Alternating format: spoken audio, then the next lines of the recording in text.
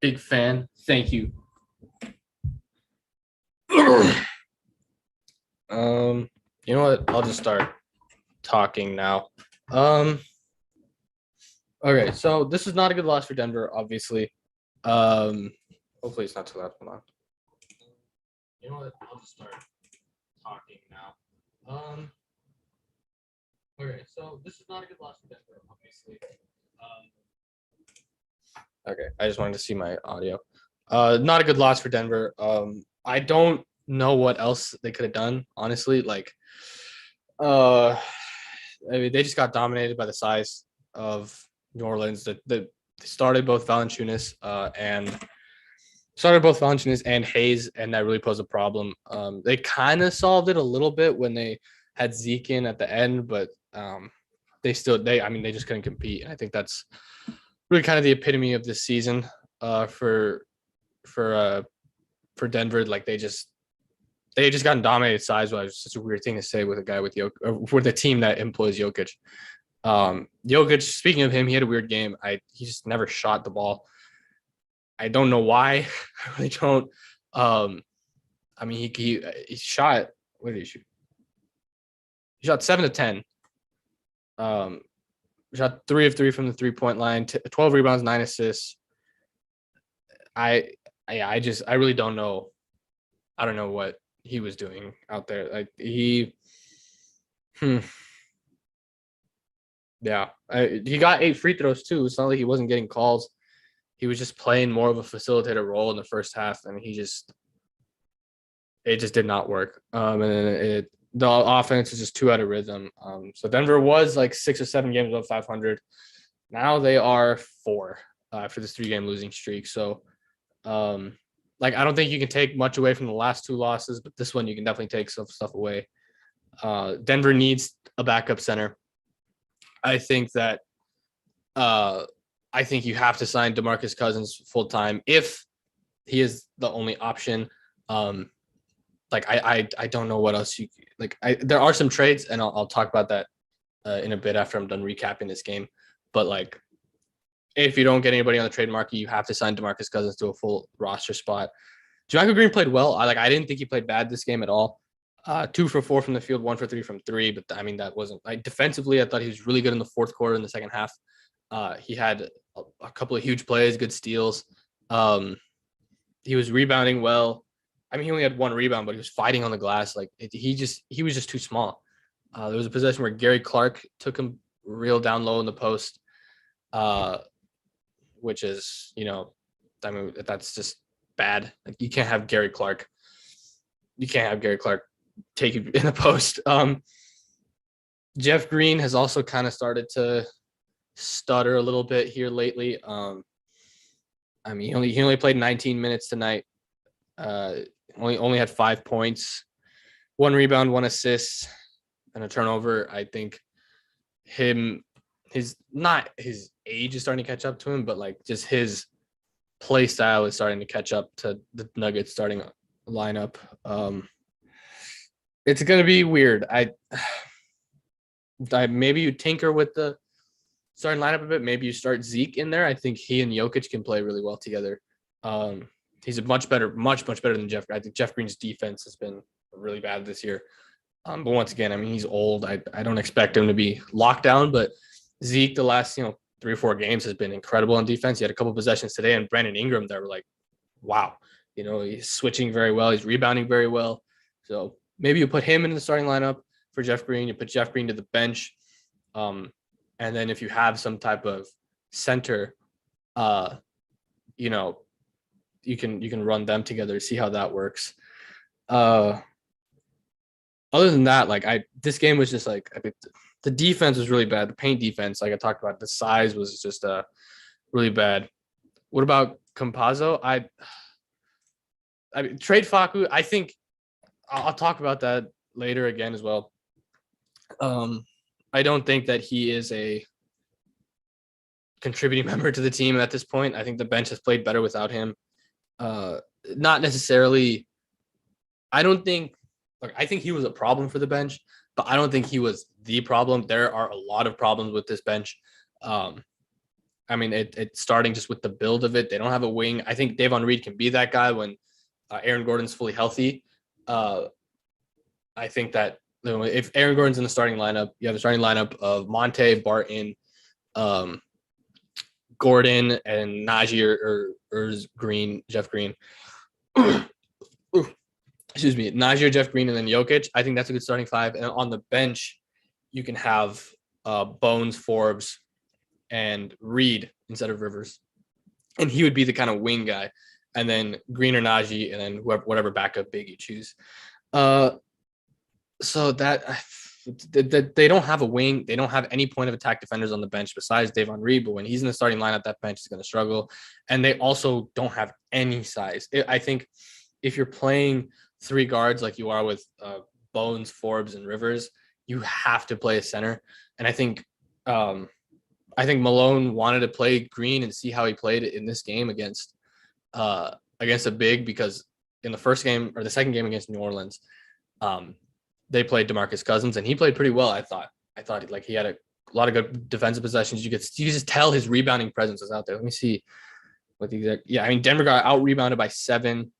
They got demolished in the points in the paint. And New Orleans shot like 70% in the second half. Like they just had no protection at the rim at all. And I think Boogie's not a rim protector, but he's somebody in there who can affect shots more than JaMychal Green. So I think this game is a kind of pointer to you gotta have a big guy in there. Yeah, trade him. He's small. That's what he's just too small to be a part of this. If you want to have Forbes out there, which I think you have to because he's the only guy who can make open threes. I know he struggled tonight, but he had good looks. But I mean, you have to live with him missing some shots. I mean, he's not going to make everything. But in general, Denver shot very well from three. They shot 19 of 41, 16 of 17 from the line. New Orleans got a lot of calls, like especially it was very similar to Utah. Last like 5-6 minutes of the game, I mean, every single call went Utah's way. I don't know why. I don't know. I don't know why it just happened. And then on the New Orleans side of things, like Herb Jones, I've talked about him on Twitter a lot. I absolutely love Herb Jones.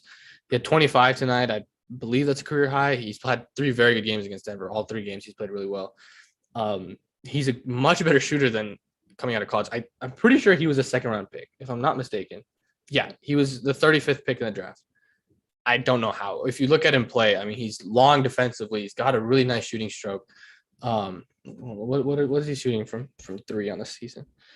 He's shooting 35% from 3 on the year. I mean, he's made every single 3 against Denver, it feels like. But he's shooting 35%, which is good. 47% from the field, 9 points, 4 rebounds, 2 assists, about a block and a steal and a half per game.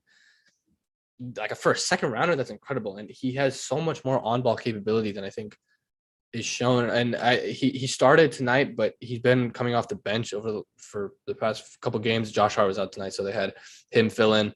But like you could tell that Denver lacks wings because you had Davon Reed on Ingram, and Davon Reed did an incredible job on Brandon Ingram. And Brandon, he's an all-star. He's an all-star caliber guy. He's going to get his buckets. I mean, it looked like he had an off game, but he had 23 points and 12 assists. Like that's just what an all-star is going to do. But Herb Jones, like you could tell without any other wing on him, I mean, he was abusing Will Barton and abusing Monte Morris, just getting to the rim at will. He was 6 for 6 in the fourth. He had 18 in the fourth. Like that guy's good. And he is the perfect guy to destroy Denver because we just don't have anybody to match up with him. Yeah, I guess that's all about this game. It's just very telling about the size of the team. Like, obviously, Michael Porter Jr. is going to help. Jamal Murray in there. He's a great rebounding guard. He's going to help when you're fully healthy. Aaron Gordon, of course, he's the second leading rebounder on the team. But like, I don't know. It's just it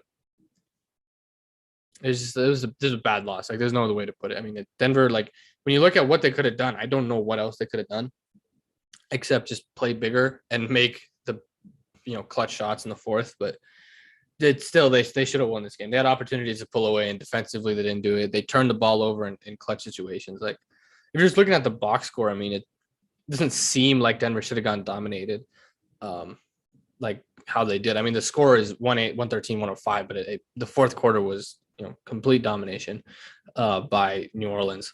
Like they got out rebounded 31 to 38. New Orleans had 38. Only 5 more assists. Denver had more steals. Denver only had 1 less block. They had the same amount of turnovers, 14 to 15. Denver only committed 2 more fouls. But just in those clutch situations, Denver just could not. They couldn't get a stop or they couldn't make a shot, and that's the problem. That's just the problem with the team. And now I'll get into some stuff. I should actually address, I don't know why I haven't addressed this. Asher isn't here. He is doing something else right now. I wasn't able to watch the game. So it's just me right now. So I'll try and make this as quick as I can just because I don't have anybody else to talk to. So I'm going to try and go into like the trade machine and try and figure out some stuff. I have one open already that I will try and share my screen. I don't know if I can actually do that and if it'll actually show up. So let me see.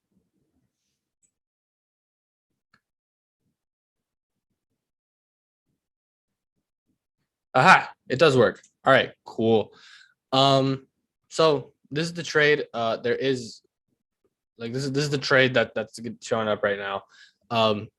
This Will Barton take is not reactionary. I've been thinking about this trade for a while. Will is he's been scuffling since the first month of the season. I think that's putting it generously. Denver does not have any point of attack defenders aside from Aaron Gordon and Davon Reed, and I think they need one more. So Derek White's the kind of odd man out in that Spurs lineup, but he and Will Barton, unfortunately, is kind of the odd man out in the Denver lineup. You look at guys to trade, Will makes the most sense. He's the oldest. I know he's not the oldest on the team, but he's the oldest guy that would reasonably make sense to make a trade for. And then fuck Facu, just because I think he's just taking up a roster spot. If he's not going to play, and when you get Jamal back healthy, you still have Bones as that backup point guard, and you push Monte in a second. I really don't think that there's any reason for him to be on the team. And then you give up a first because San Antonio is going to want picks, and I think the first is what's going to make it happen. But obviously, the first is kind of when it comes to that. So I don't know about this one because of the first round pick.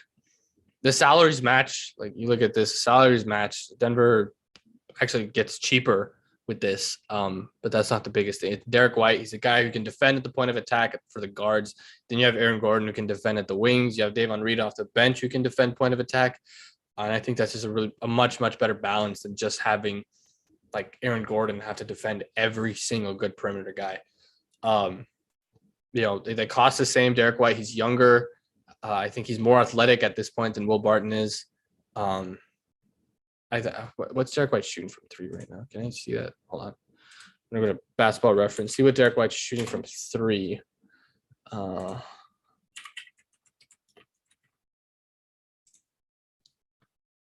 He's shooting 31.3%, which isn't great. But he's averaging 14 and 5. So he's a good playmaker. He's a good secondary playmaker. But he does have potential to be much better from three. Last year, he shot 35% on 7 attempts. You tone that volume down a little bit, he's going to be great. I think he'll be fine. He's going to get a lot more open shots.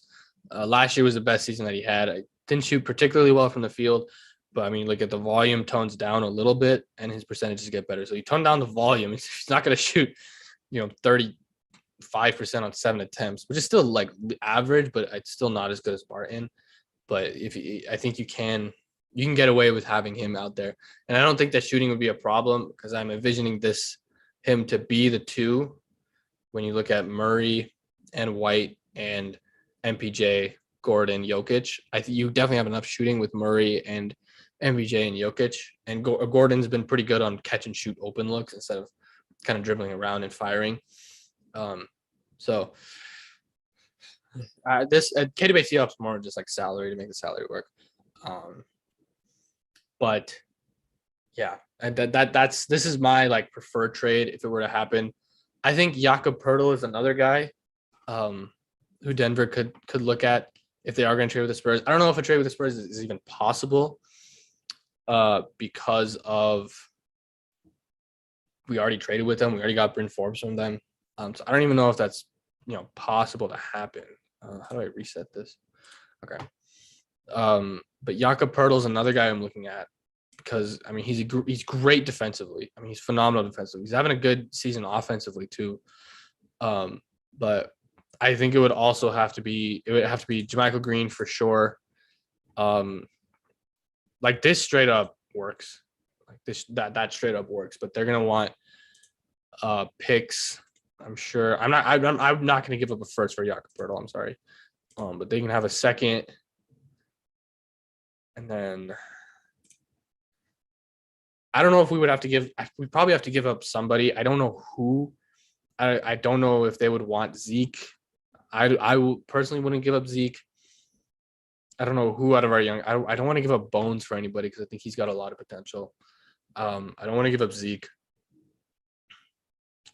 So Facu's the only guy, but like Facu and JaMychal Green and a second for a young guy with team control still. I don't know if San Antonio does that, but this trade works. Like this is a trade that will work. I don't know if it's something San Antonio would take. It's something Denver would take for sure, like 100%. But I don't know if San Antonio would take that. Another guy who I'm extremely interested in, and I think that a lot of Nuggets fans want, is Nerlens Noel from New York. Once again, JaMychal Green would probably have to be in this package. Um,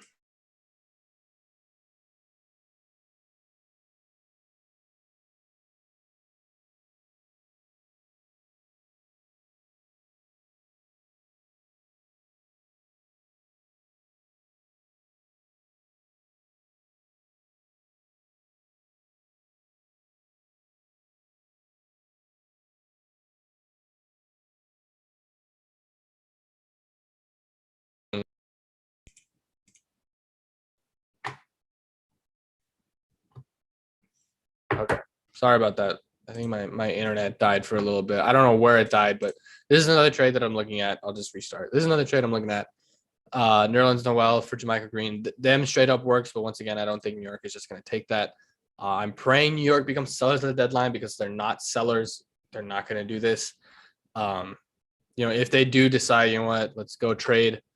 Let's go trade Julius Randle. Let's go trade Alec Burke, some of our vet guys. Let's go trade Kemba Walker, and start to build around, Cam Reddish, RJ Barrett, Obi Toppin, Quickly, Grimes, Robinson, some of their younger guys.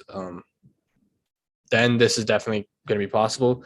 However, I don't know if they do this. I think it's an even trade for both teams, but Nerlens Noel is a better player than Jamaica Green, and he would, I think he would cost more. I think Jamaica Green and trading Bol really kind of screwed up Denver in terms of assets because we don't have a lot.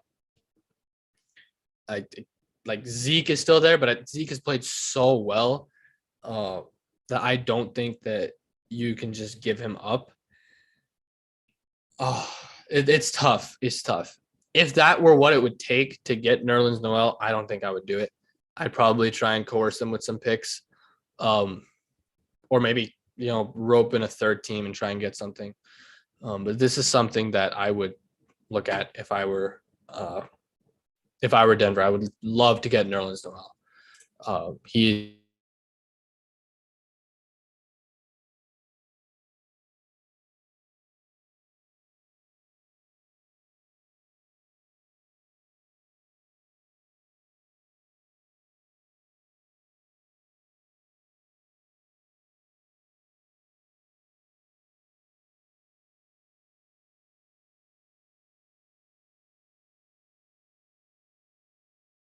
and the Sixers or James Harden wanting to maybe the Nets exploring a trade with James Harden. The Sixers were going to try for a trade.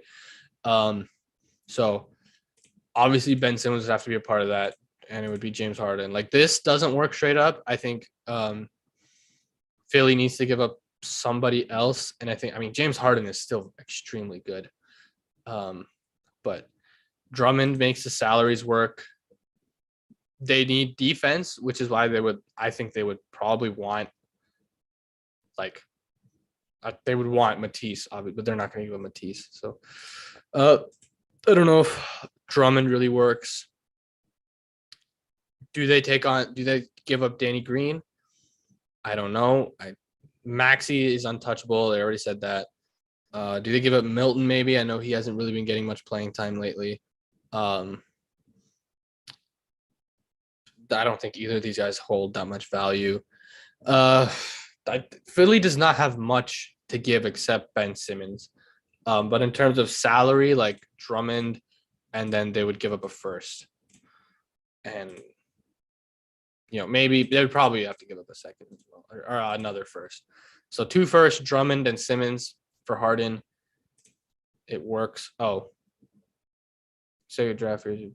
Oh, okay. I need to adjust that. Okay, so they can't give up this one. So I have to give up 2024 first rounders. Man, Philly's loaded with picks. Jesus. Okay, so they do this. 2 first round picks, Ben Simmons and Andre Drummond for James Harden. I think that's pretty even, honestly. I think that's even. I don't know. Preaching Gwen, thank you. Appreciate you coming in. I think this is an even trade if you look at Brooklyn and Philly if they do decide to do something like this. But I feel like Brooklyn would want more. But Ben Simmons on that team, I think, fits better than Harden. I think if you look at when Brooklyn's big three was playing so well together, Harden was playing at the point, Kyrie was playing at the 2, and Kyrie was playing off ball more, and obviously KD would be in there. But you play Ben Simmons at the 1, you have a big playmaking guy up top. You still have that same dynamic. You have Kyrie off ball at the 2, and you have KD down low, but KD in there. But and defensively, it's still it's much better. I think defensively, this is exactly what Brooklyn needs. Like they need somebody like this. Like if Brooklyn wants to contend, they need defense. And I think BGN, Brooklyn's got next, or Harden's got next, whatever. That guy on Twitter actually made a very good point about Brooklyn. He said that Harden or Kyrie or KD isn't a singular problem in Brooklyn. It's just a lack of depth, which is very similar to Denver. Like Facu isn't a singular problem with the bench. It's just how the team's built. The team is not very well built in Brooklyn. They don't have an interior protector outside of Nick Claxton. They don't have any perimeter defense, like any whatsoever besides Bruce Brown, who, I mean, he's okay. But you get a guy like Ben Simmons and you get a guy like Andre Drummond. I mean, Drummond's not perfect, but he's good enough. So this would help their defense dramatically, and they just don't have depth. One guy in that big three goes down, and they have just been struggling. So I think that this is a deal that Brooklyn would definitely benefit for. And if Philly just wants to get Ben Simmons out, James Harden, I mean, he's probably going to re-sign there anyway. So like James Harden is, I think he's one of he's the best guy that you're going to get back in a trade for Ben Simmons, like by far, especially if Brooklyn's willing to do that. So that's what it is. That's the 3 trades that I'm giving out. I don't really know what else Denver can do. They're just so asset strapped. Like I don't know who they can go for or who they can give up. None of these teams are going to be giving up anything substantial. Like Gary Harris, I would love Gary Harris, but once again, salary wise, like I don't know how it would make it work. You probably have to give up Will, which really sucks because if you give up Gary and you get Will, like I don't know. Like I don't know how you but culture wise, that's just I don't like that. Yeah, obviously you're gonna have to give up Jamike. Probably gonna have to give up Facu.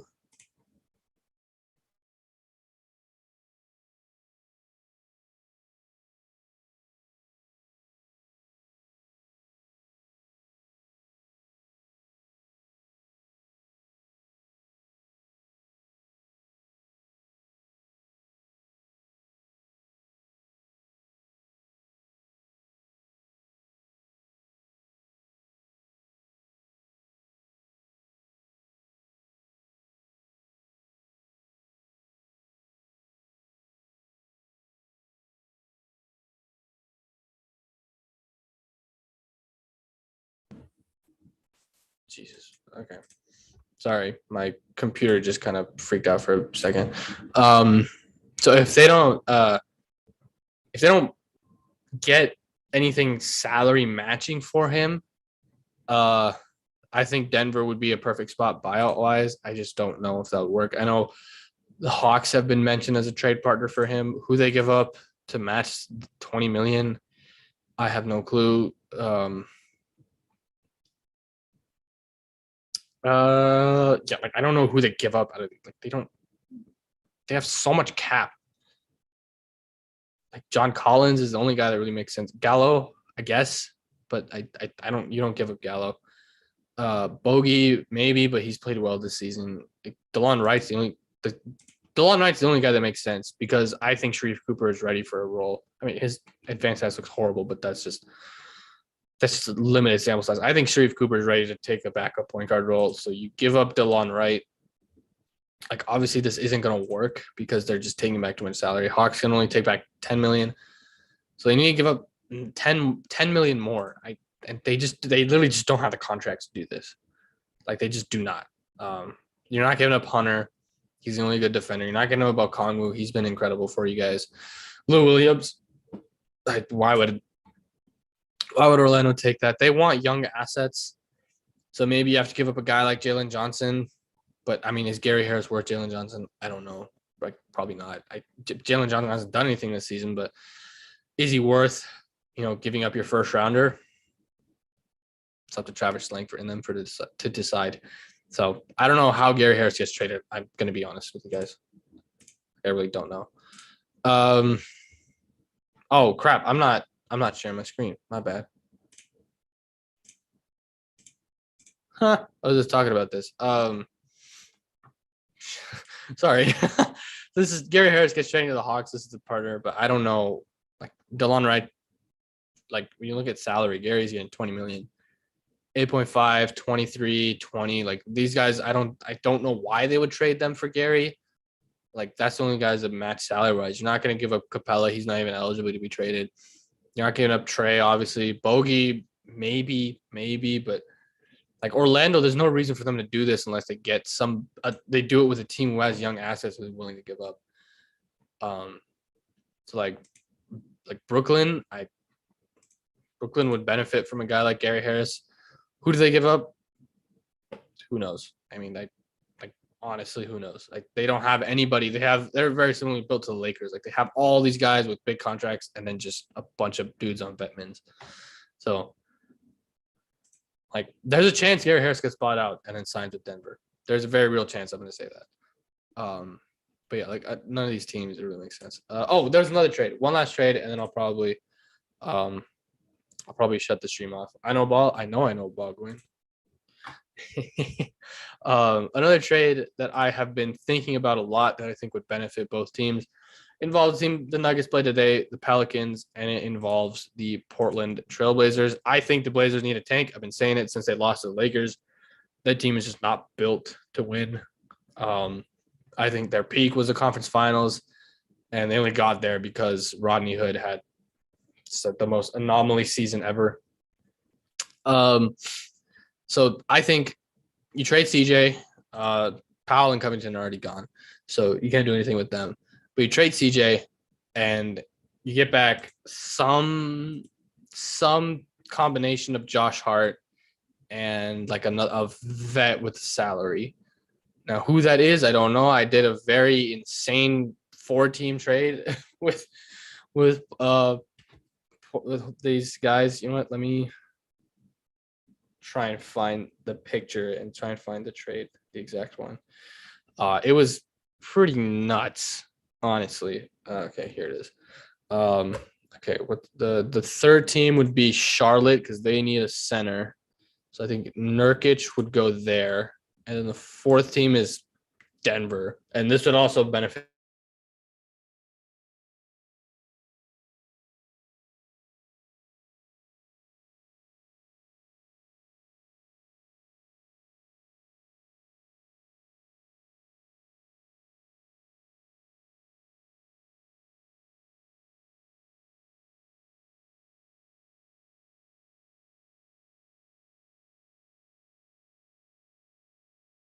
And obviously, Derrick Rose has been great for you guys. So it doesn't make any sense. So this trade, hold on. This is just so ridiculously complicated for no reason. So PJ Washington, he would go to Port.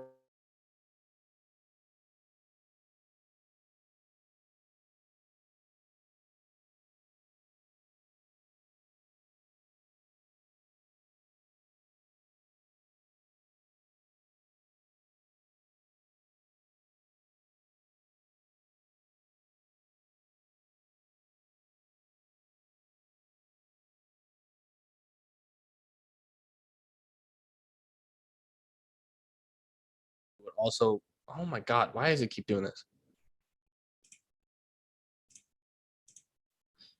Jesus, I don't know when this shut off. So I don't know why it keeps doing this. So Portland would give Nurkic to Charlotte. Like Portland gets a lot of assets here, so like I'm not a GM, so obviously but they would get 4 very young, very good players. Kyra's going to be out for a while. He'll be out going into next season, but I think he still has a lot of potential. I don't know why New Orleans would do this, but New Orleans would also get Plumlee.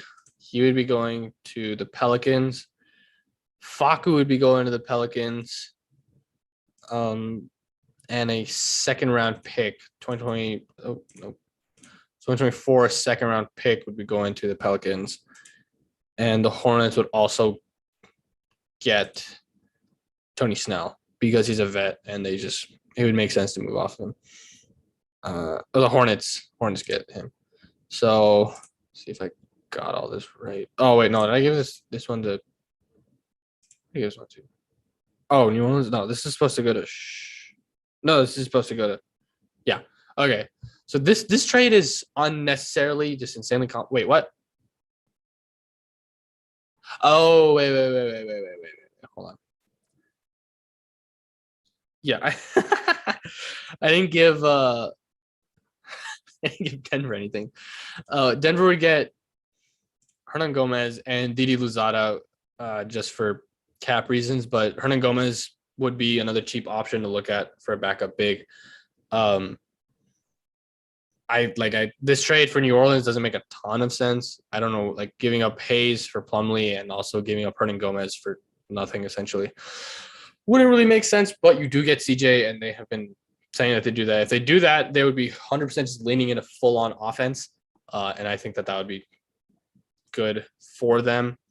I don't know why they would do it, but it would, there's an avenue where this works. And I think in this trade, the Hornets would get 2 seconds from the Pelicans or the Blazers. So I'll do that. Their 2022 second to Pelicans or the Hornets, and then this one which isn't there, so I feel like they wouldn't be too angry at giving that up. So this all works.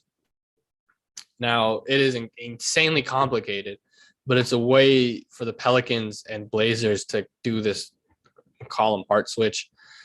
I think this is the best trade, obviously, for the Blazers. Like they get a guy, like if you want to move, if you're tanking, Josh Hart's a good guy to get back. He's not a guy you build around, but he's a solid glue guy, and you can definitely trade him for something if you don't want him to be like too good. PJ is a good young guy. Hayes, you good young guy. Lewis, young guy. You get off CJ's contract. You get off Snell and Nurkic's contract. This is like a full-on Blazers tanking scenario. But they could definitely get more. But I just think that if Pelicans said that they were interested in CJ, so if they want to do this is a trade that they can do. Obviously, you'd have to figure out some more stuff. Like the Hornets, they need a center, but Nurkic isn't like a defensive monster. I think. Okay, I said I was gonna do this, and then hold on. How do I close this whole abomination? Can I trade the whole? Guys, I don't know how to do this. I don't use Fanspo very much. You know what? I'm just gonna read. Okay. What was the team? The Pacers and then the Hornets. The Hornets need Miles Turner like so bad. They got dominated by Jared Allen today, so they absolutely need Jared Allen. That trade would be fire. Which one? It was the last one. It would not be fire, but the one before that it could be. So this one is if the Miles Turner wants to be moved, give him up. Indiana has been rumored to be interested in Gordon Hayward. I would be doing that in a heartbeat. Salaries, you would still have to give up. Or wait, no, hold on. Obviously, this isn't going to work. Pacers have to cut some. I forgot how much Gordon Hayward getting paid. Jeez. Maybe Justin Holiday. They've been trying to get him out of there too. And then obviously probably have to give up Plumlee, but I don't know. It would be PJ Washington would have to go as well. He's the guy that makes the most sense to trade. Okay, what else needs to happen for this? Oh, look at that. So this is a trade that I think should happen. Not necessarily this combination of it, but Miles Turner, he would fit so perfect as a pick and pop big and a guy who can get his own bucket and most importantly, just some sort of defensive presence in Charlotte. As Nuggets fans, we I don't know if we love Mason Plumlee or we hate him, but I mean he was here. He was definitely here. But he's not good enough to be a starting caliber defensive center. He's a good anchor for a bench, but for a starting job, no way. Miles Turner helps that significantly. And then if the Pacers do still want to stay competitive, having Gordon Hayward and also PJ was a good young asset to still work with Sabonis and LeVert and Brogdon. That's not bad at all. I don't think that'd be horrible. Turner to Charlotte would be dope. Yeah, I got to get creative on it. Yeah, it's tough. It'd be tough to make it make sense. I think Indiana should tank. Honestly, they're just such a middling franchise right now. I mean, they're what, like 13th? Yeah, the 13th in this, and they haven't been healthy for the past couple of weeks, but even when they were healthy, they weren't really doing much. So I don't think Hayward should go there, but that's kind of the only guy to make the salaries match that makes sense. Like if if somehow you're able to keep him, I don't think Holiday can go, and you probably you're gonna have to give up Plumlee then, and then maybe like PJ would still have to be in there. They're not gonna give up Goga. They're not gonna give up Isaiah Jackson. Terry Taylor's been incredible. Shout out to him. He's a shooting guard, but he's like the greatest rebounding guard I've ever seen in my entire life. Maybe Torrey would also go. TC, that's two defensive guys they really need. They probably would have to give up a pick in this case. They don't have their own this year. Probably would give up next year's, make it unprotected. Washington, Plumlee in a first. I don't know if do this. Oh, Hornets got to cut $5 million. Okay, they have to give up one more guy. I think, yeah, one more guy probably makes sense. I don't know who the heck is this guy. Arnoldas Kolboka. I've never heard of him in my entire life. I don't know who else they could give up. Honestly, like Jay McDaniels maybe, but you give up $5 million. Ish Smith makes sense. But then you don't really have a backup point. And he hasn't been playing much anyway. They've been staggering a lot with LaMelo and Terry with that second unit. So you could give up Ish Smith and then see how that works. They still need $1 million. Okay.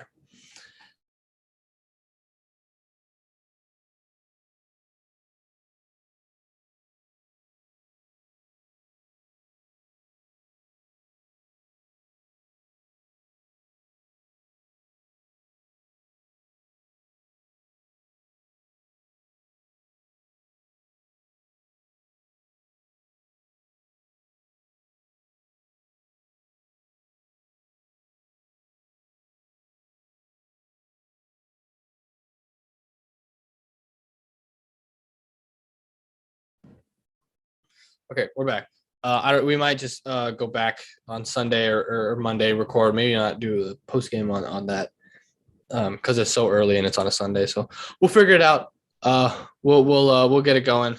So, yeah, thanks for watching. This was a bit of a different live stream. I don't know how much there is to talk about on this. So, thanks for watching. Thanks for being active. In the chat, Gwen, I appreciate it. So yeah, thanks for watching. Make sure to tune in next time. Make sure to like, subscribe, do all that. Peace.